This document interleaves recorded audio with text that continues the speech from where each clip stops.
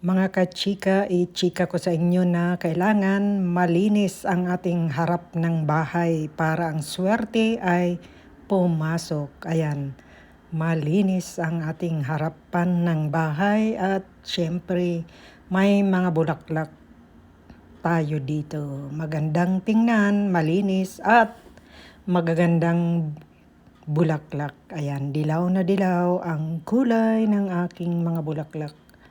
At meron tayo ditong ito. Ayan, ganda ng kulay, di ba? Oh, iba-ibang kulay, pink tsaka yellow, purple. Ayan, mga bulaklak sa paligid.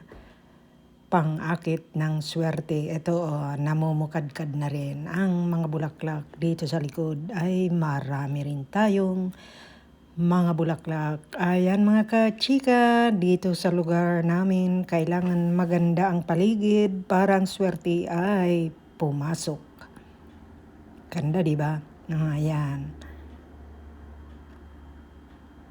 Pampaswerte mga kachika, malinis na kapaligiran, magagandang bulaklak, at syempre, ang swerte ay papasok.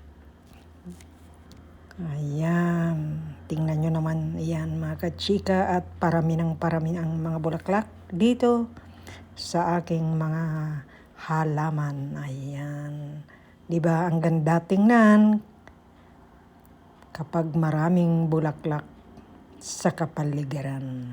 Malinis at nakakaakit ng swerte.